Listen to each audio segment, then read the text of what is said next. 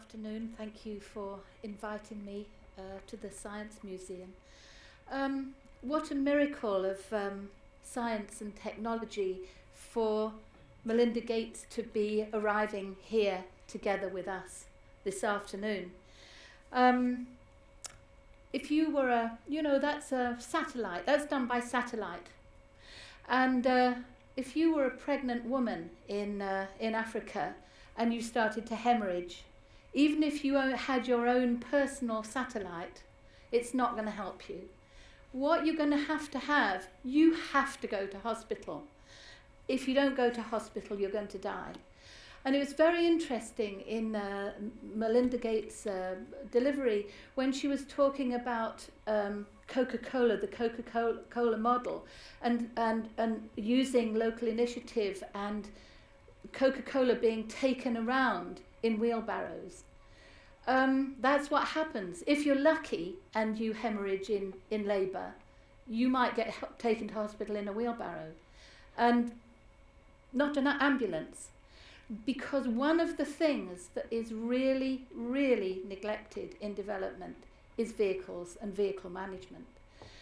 So I hear a lot of talk in the world and in particularly in development community about new technology, satellite communication, virtual reality, mobile phones, all wonderful things.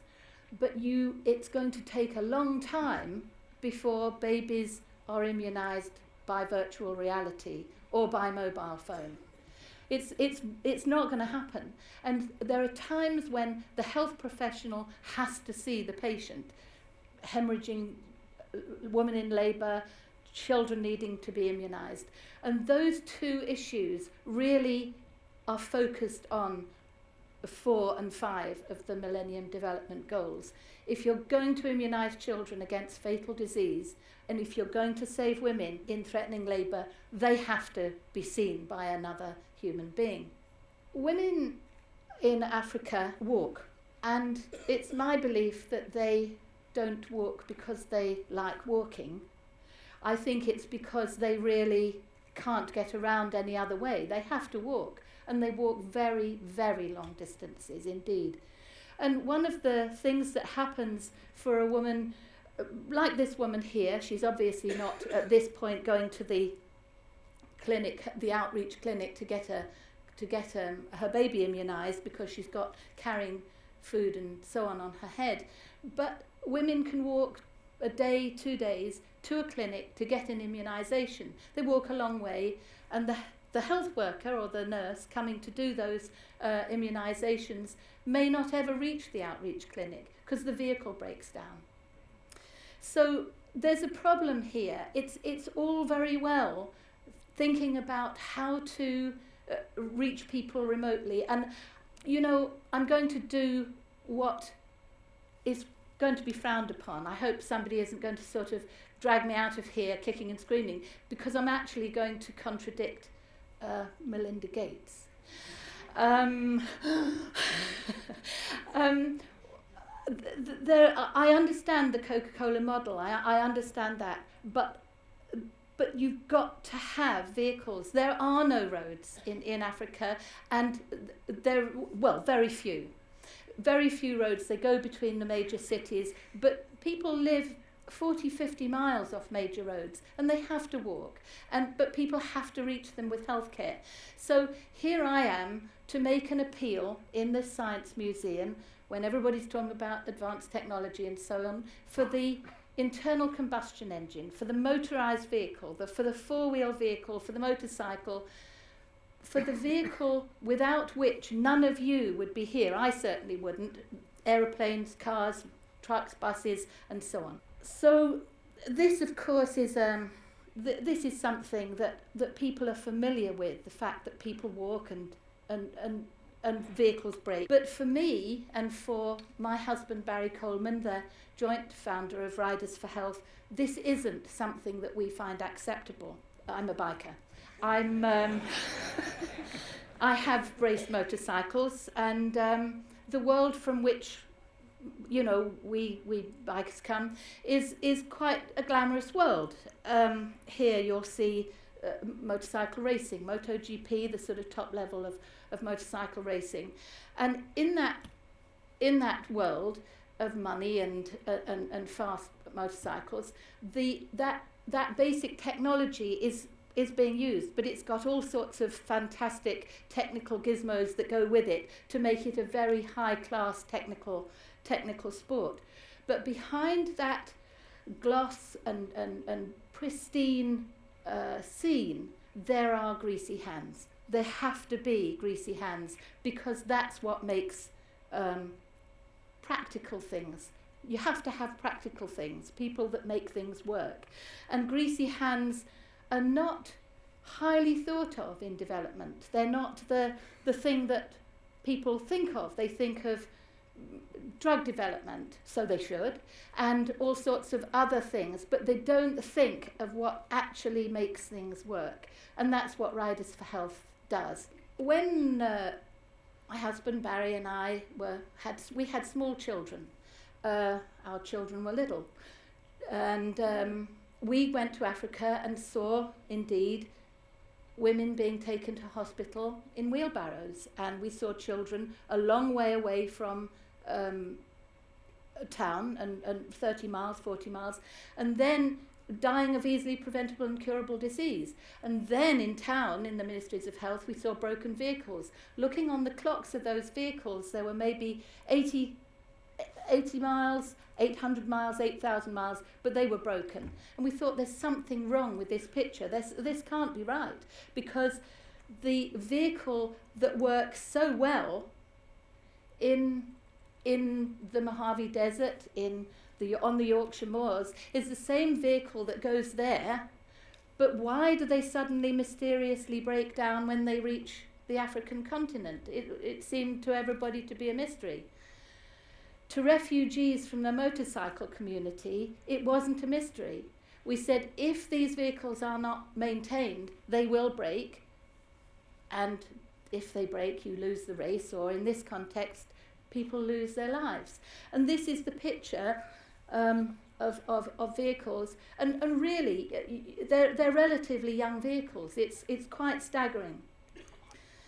So what we wanted to do was to change this picture. How do you make sure that this doesn't happen? This is a drastic waste of life, waste of money, waste of vehicles, and we felt that was intolerable. So despite the fact that our children were small, we had no money, and we were just annoyed, really furious actually. And so we wanted to show that what you could do with vehicles is this picture, to show that if things are properly maintained, that they live their useful life, they can serve all the money that is paid by the donor community to buy the vehicles, and people's lives get saved and changed. And so we mortgaged our house because we didn't have any money to set up an organisation, and we started putting on events actually in the this is us, this is our funny little family when we were starting Riders for Health.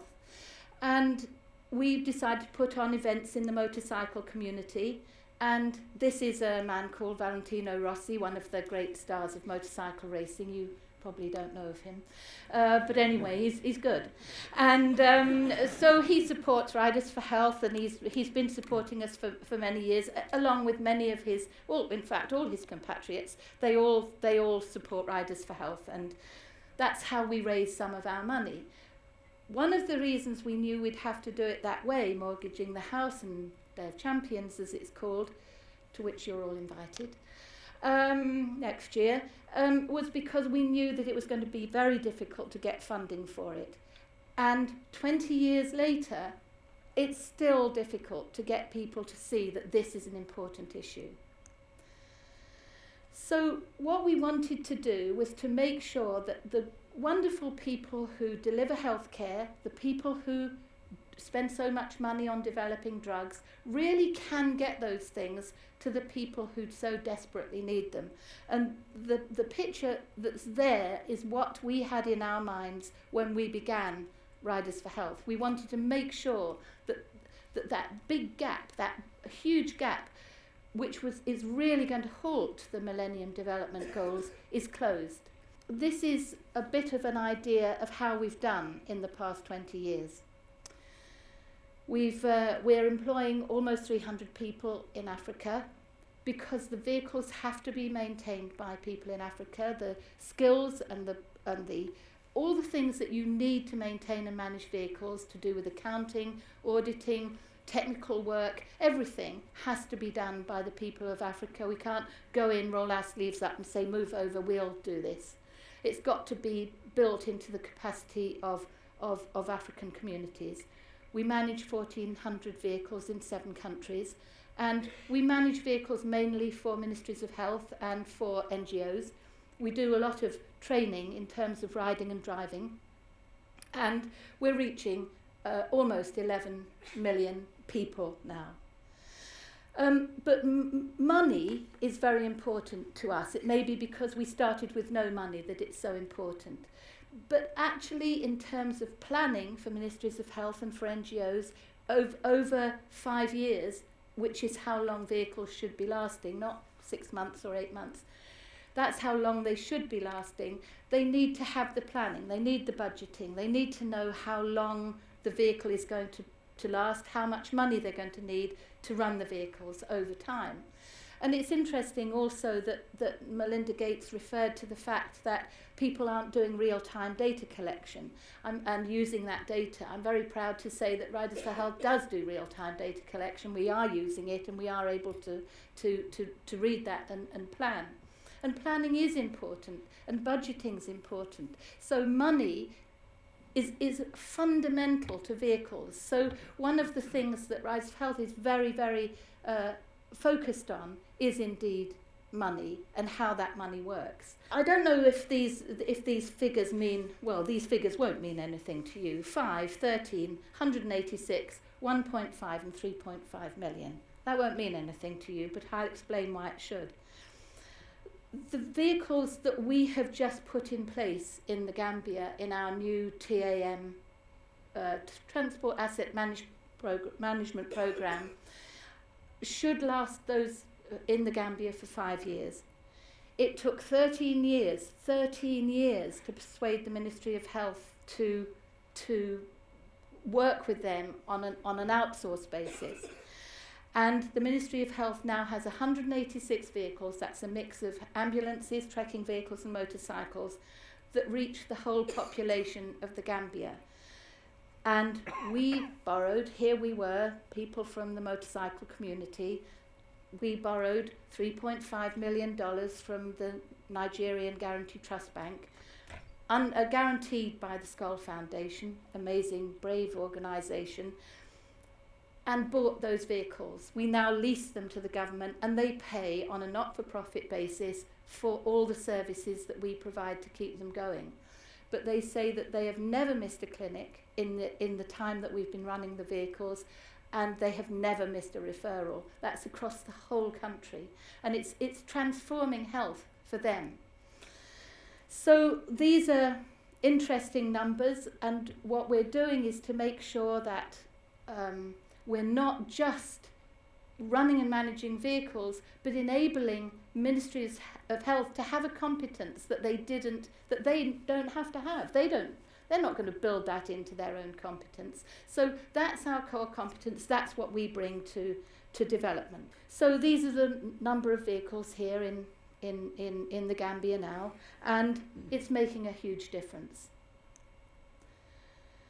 And this is the picture that we believe that creates. We think that that's going to help and change the picture of the Millennium Development Goals, the mothers, the babies, and that's, for us, is what keeps us going. As for Barry and me, that's Barry and me, we're still furious, and we will keep on going with this until we feel that people are taking enough notice of vehicles and just how important they are to make sure that people in Africa have the health that they so much need and deserve. Thank you very much.